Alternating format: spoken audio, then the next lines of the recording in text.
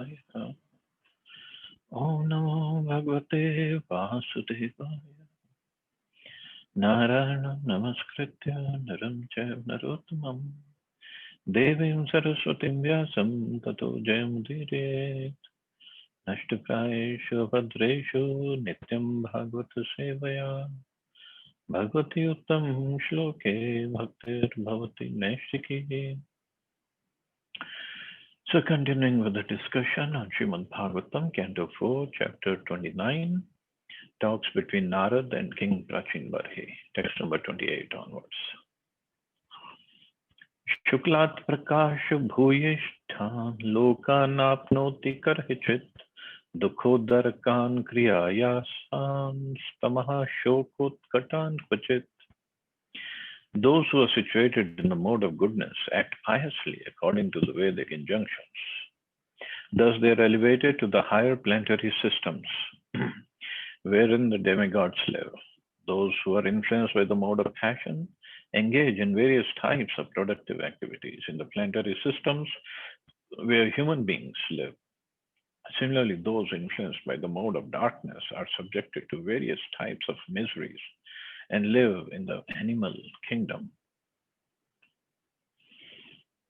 So in the previous verse, Narad Muni was describing about people living in different modes.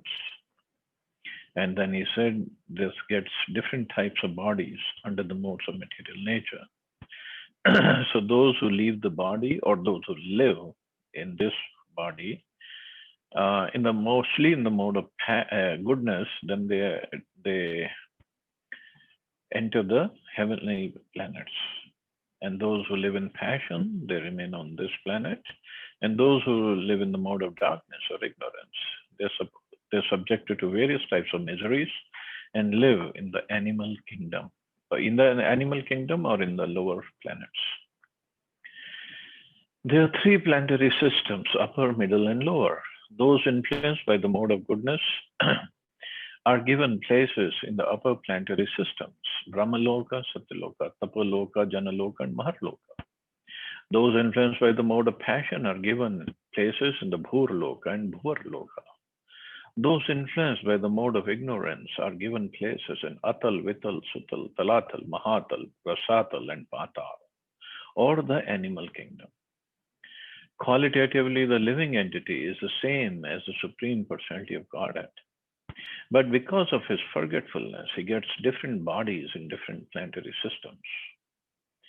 At the present moment, human society is overly influenced by the mode of passion. And consequently, people are engaged in working in big factories. They forget how distressful it is to live in such places.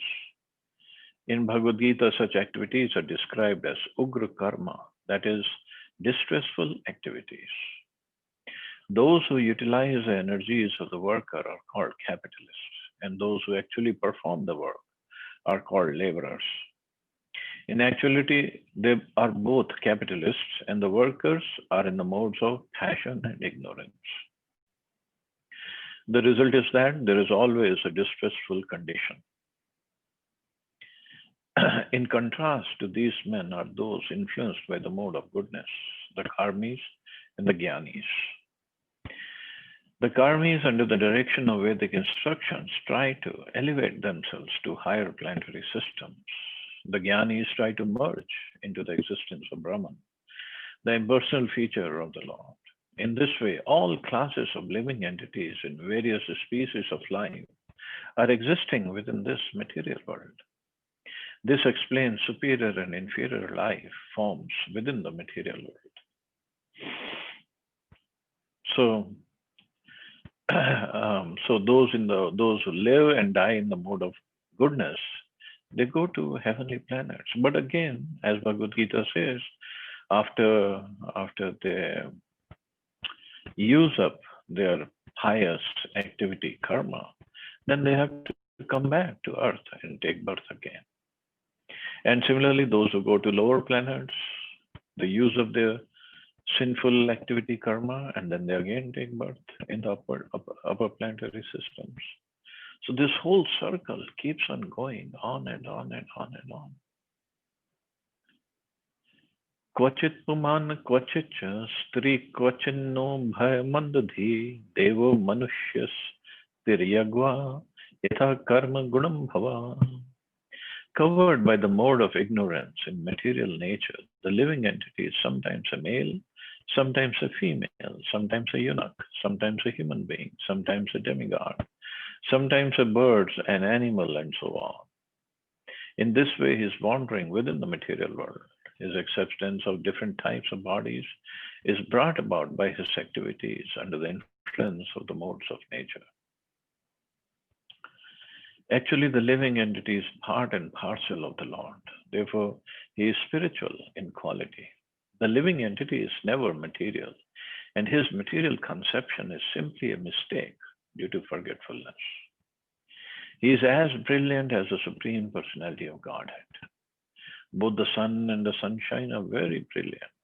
The Lord is like the full shining sun, and the living entities are like the small particles of that sun, which constitute the all pervasive sunshine. When these small particles are covered by the clouds of Maya, they lose their shining capacity. When the cloud of Maya is gone, the particles again become brilliant and shining.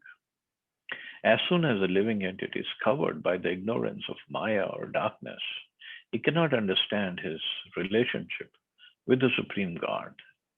Somehow or other, if he comes before the Lord, he can see himself as shining as the Supreme Lord, although he is not as extensive as the Lord.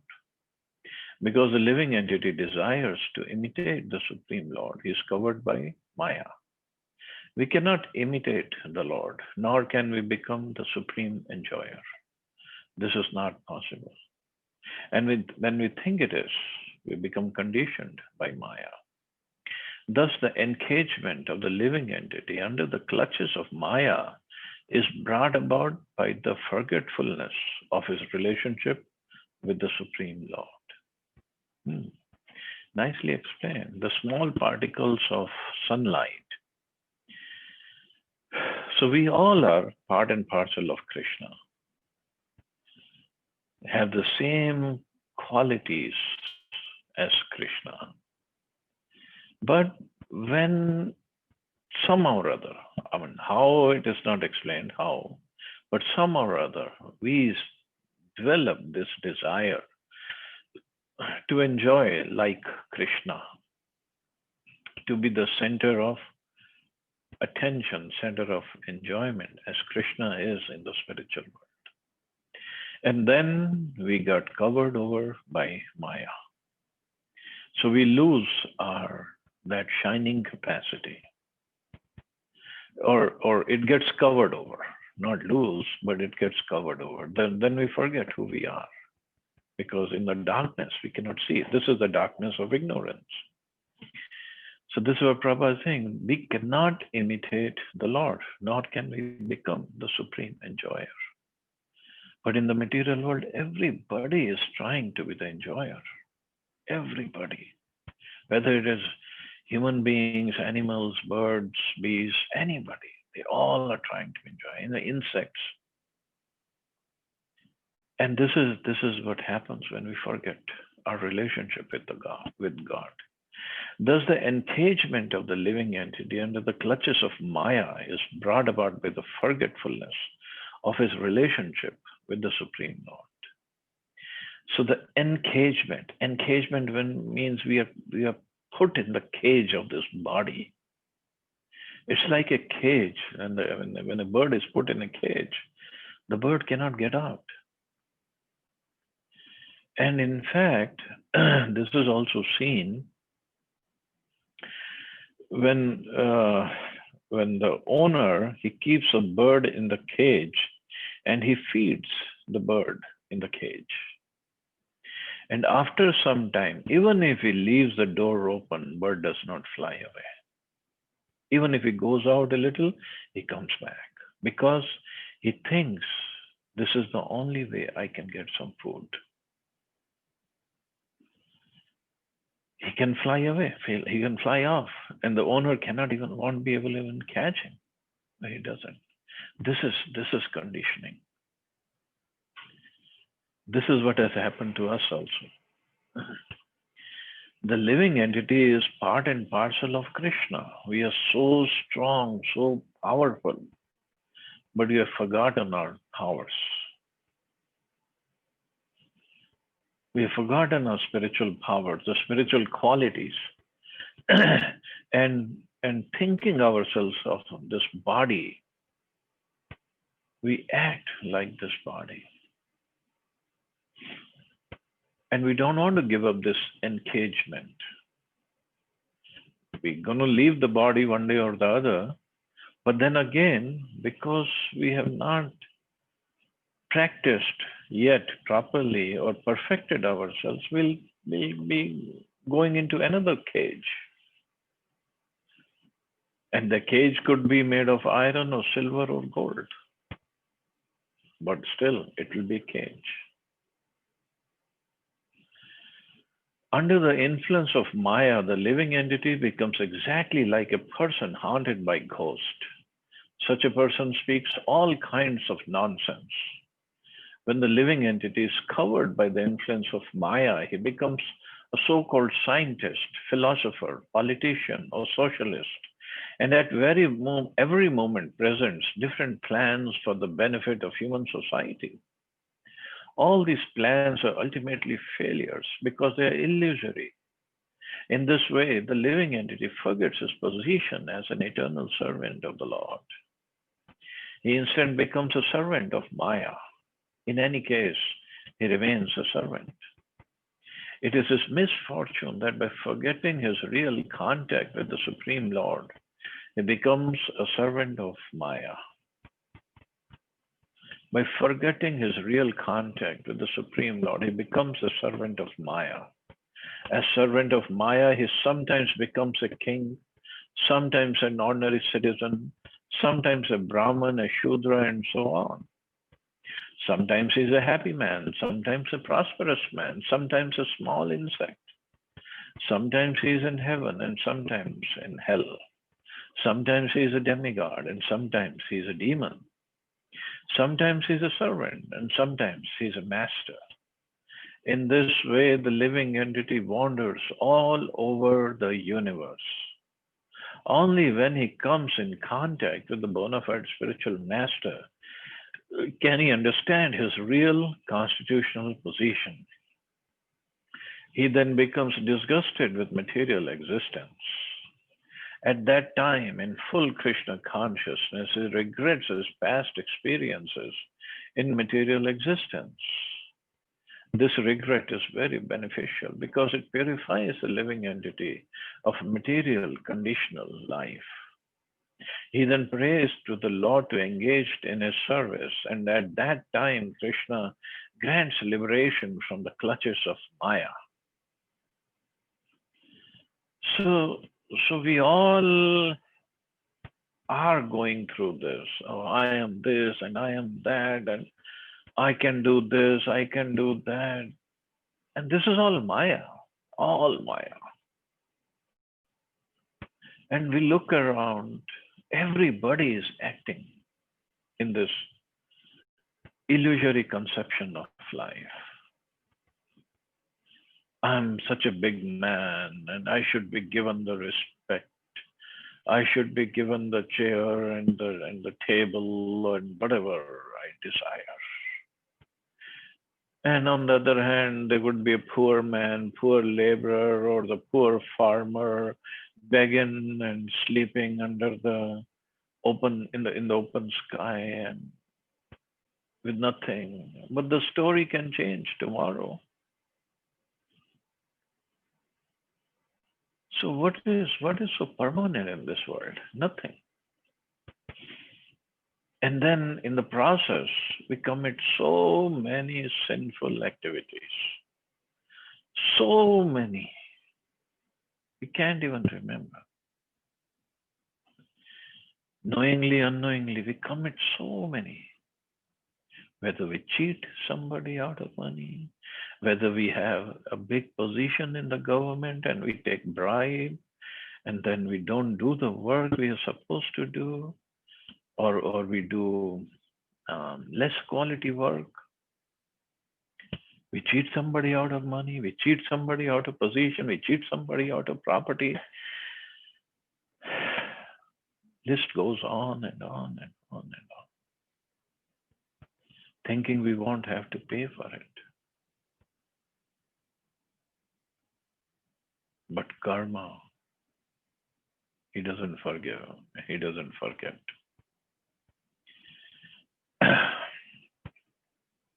And many times we think, oh, just by doing some demigod worship, going to Hanuman temple on Tuesday and Shiva temple on Monday and some other temple on Wednesday, maybe Sai Baba or Ganesh Ji, and Thursday or Lakshmi Ji temple, and Friday some other temple, Saturday obviously Shani Dev temple, and Sunday maybe a holiday. So then I don't have to pay for those crimes.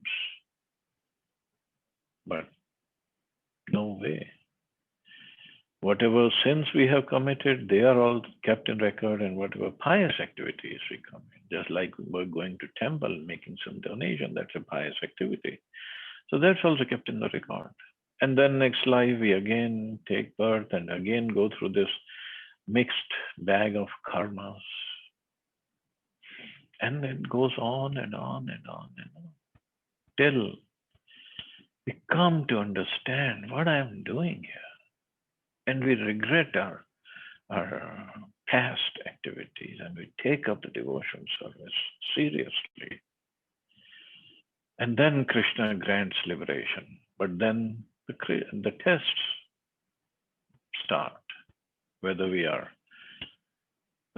qualified or whether we are making progress or not. Only by the grace of Krishna can one get out of the clutches of Maya. It's not possible to get out by mental speculation or other activities. When the living entity understands his real position by the grace of Krishna, he keeps himself always fit in Krishna consciousness and acts accordingly. Thus, he gradually becomes completely free from the clutches of Maya. When he is strong in Krishna consciousness, Maya cannot touch him. In this way, in the association of Krishna conscious devotees, the living entity can get free from the contamination of material existence.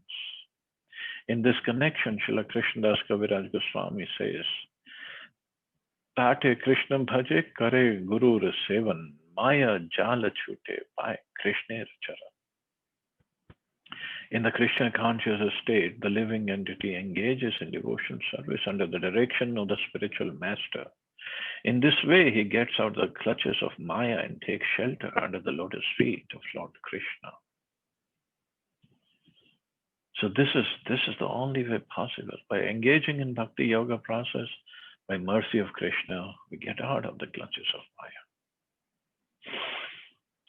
Kshut parito yatha dina sarameyo griham griham charan vindati yaddishtam danda modanam eva va tatha kama shayo jiva uchavacha patha brahman upar yatho va madheva yati dishtam priya priyam. The living entity, exactly like a dog who, overcome with hunger, goes from door to door for some food. According to his destiny, he sometimes receives punishment and is driven out, and at other times receives a little food to eat. Similarly, the living entity, being influenced by so many desires, wanders in different species of life according to destiny. Sometimes he is high, and sometimes he is low. Sometimes he goes to the heavenly planets, sometimes to hell, sometimes to the middle planets, and so on. So see, now Narad Muni is not going through allegory. He is right on the money and hitting the nail right on the head with King Prachin Barhishant. The living entity's position is herein likened to a dog's. By chance, a dog may have a very rich owner, and by chance, he may become a street dog. Of course, it's not going to happen by chance, but sometimes he can have a rich owner, sometimes he can become a street dog. As a dog of a rich man, he will live very opulently. Sometimes in Western countries, we hear of a master leaving millions of dollars to a dog in his will. Of course, there are many dogs loitering in the street without food. Therefore, to liken the conditional existence of the living entity to that of a dog is very appropriate.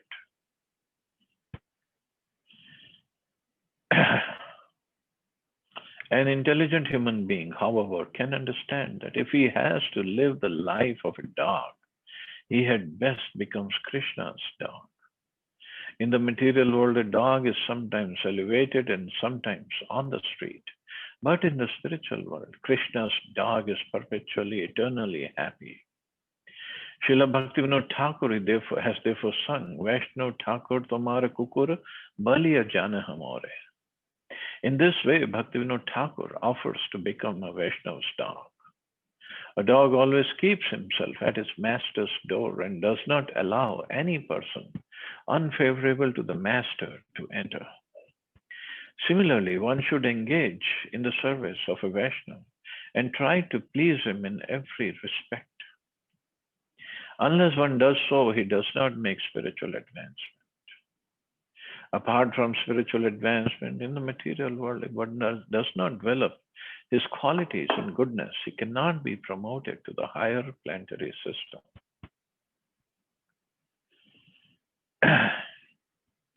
So the life of a dog is good if he becomes a dog of a devotee or dog of Krishna. So dog means he is very faithful to his master. And he's always ready to serve his master at any cost. And here Prabhupada says he does not allow any person unfavorable to the master to enter the house. So if that kind of service we get for a Vaishnava or for Krishna, that is best. But otherwise, the dogs, the life is not good. And in fact, here Prabhupada didn't say that, but like here in the translation, it said living entity exactly like a dog who overcome with hunger goes from door to door for some food. So other place it is mentioned a dog, like when we look for a job and we put in our resumes everywhere, it has been compared to the situation of a dog. Like a dog, we are applying on different doors and knocking at different doors, and sometimes we get kicked, so we don't get selected for that job. And sometimes we get selected, so we get some food from that door. And after a while, we might get kicked out, might get the pink slip. And then again, we are on the street looking for food, looking for some owner. Again, we knock on different doors. This is what goes on. Those situated in the mode of goodness gradually go upward to the higher planets. Those in the mode of passion live on the earthly planets, and those in the mode of ignorance go down to the hellish worlds. There are many varieties of life in the different planetary systems, and these come about due to the living entities developing its qualities in goodness, passion, and ignorance. So if one is in goodness, he is promoted to the higher systems. If in passion, he remains in the middle systems. And if in ignorance, he is pushed down to the lower species of life. Text 32. Dukkeshvekaterenapi deva bhutatma hetushu jivasya na vyavacheda syat chetat apratikriya. The living entities are trying to counteract different miserable conditions pertaining to providence. Other living entities or the body and mind, still they must remain conditioned by the laws of nature, despite all attempts to counter these laws. Just as a dog wanders here and there for a piece of bread of punishment, the living entity perpetually wanders about trying to be happy and planning in so many ways to counteract material misery. This is called the struggle for existence. We can actually see in our daily lives how we are forced to make plans to drive away miserable conditions. To get rid of one miserable condition, we have to put ourselves in another kind of miserable condition. A poor man suffers for want of money, but if he wants to become rich, he has to struggle in so many ways. Actually, that is not a valid counteracting process, but a snare of the illusory energy. If one does not endeavor to counteract his situation, but is satisfied with his position, knowing that he has obtained his position through past activities, he can instead engage in his energy to develop Krishna consciousness. This is what is recommended in Vedic literature. Otherwise, people in mood of passion, they're working so hard, so hard, so hard to improve their material condition. But you're working so hard to begin with. It's so much of struggle. And in the end, even if you get some money, what's the use? You've worked so hard, struggled so hard. Persons who are actually intelligent and philosophically inclined should endeavor only for that purposeful end, which is not obtainable even by wandering from the topmost planet, Brahmaloka, down to the lowest planet, Patal. As far as happiness derived from sense enjoyment is concerned, it can be obtained automatically in the course of time. Just as in course of time we obtain miseries even though we do not desire them. One should simply try to develop his Krishna consciousness and not waste his time trying to improve his material condition. Actually, the material condition cannot be improved. The process of improvement means accepting another miserable condition. However, if we endeavor to improve our Krishna consciousness, the distresses of material life will disappear without extraneous endeavor.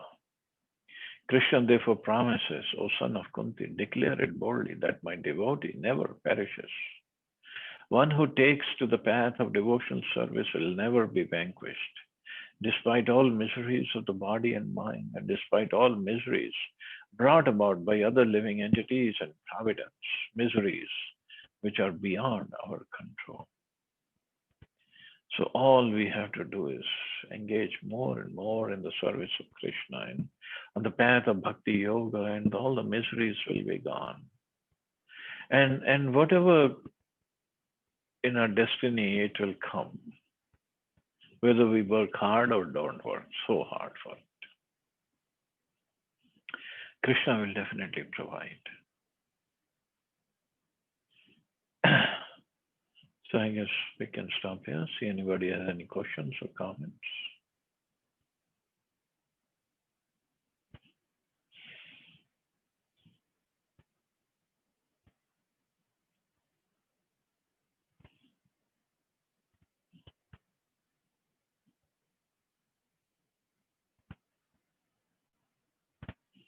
Hare Krishna, Prabhuji, Dhanavad Pranam.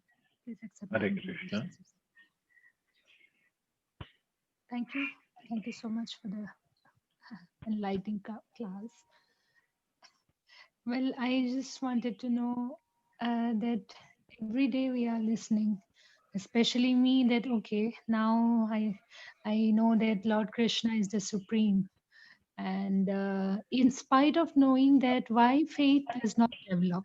What is that reason that faith is not coming? Whenever any situation, worst situation comes, only that time I realize that I don't have the unflinching faith to the Lord. That's why I'm shaking at this point of time.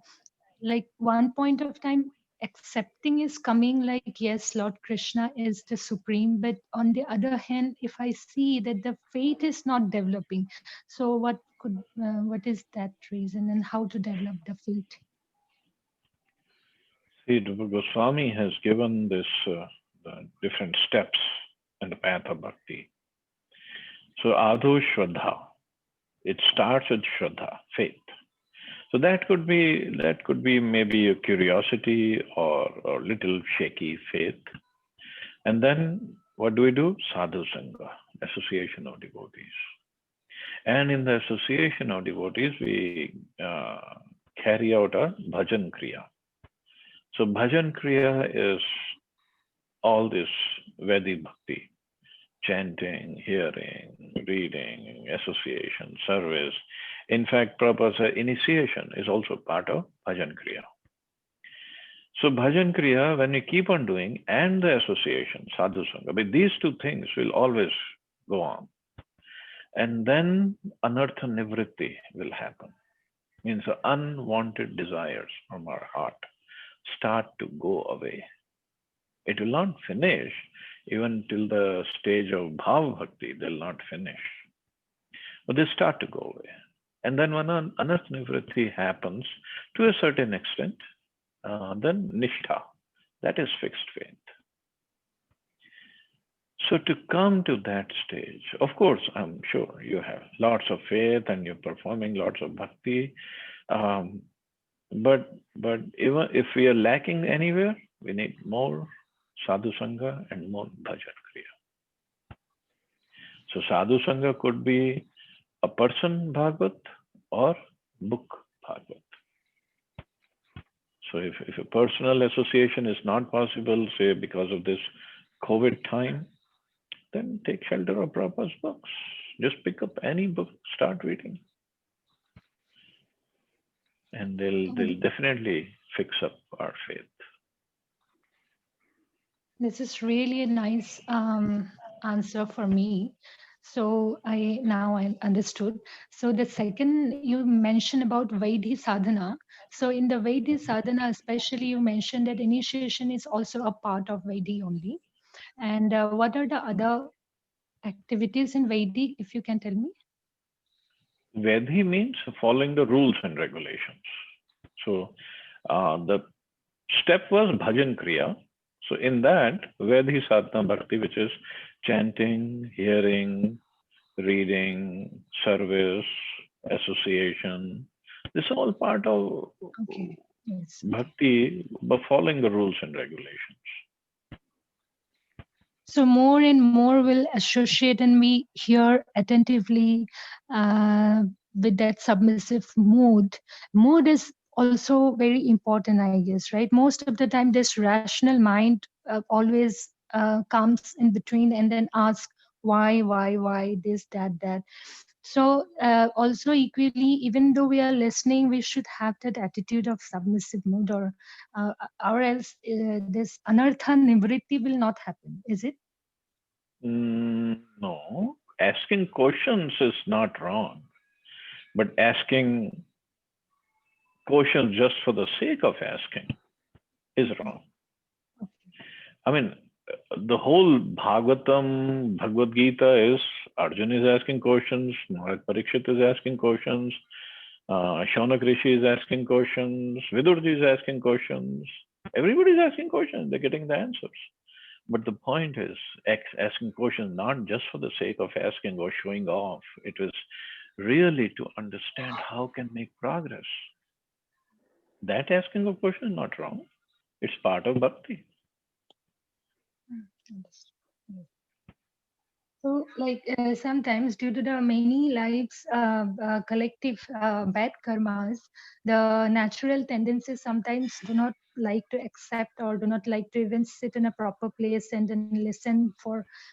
Even body do not allow to even listen the lecture for 1 hour or 2 hour. It feels like mind deviate here and there. So in such cases, initially the now the instructions like which I have mentioned about the like listening and then all the Vedic sadhana, even though if the nature is not allowing, but still like we have to force ourselves for a constant period of time, then automatically the habit will form and then anartha nivritti will happen. What I have understood from this. It won't happen automatically. We have to put in our endeavor. Yes, right. But yes, we have to keep on doing it. We have to keep on doing it. Thank you so much, Prabhuji. You have been always a great You're welcome. help. You're welcome. Any other question or comment?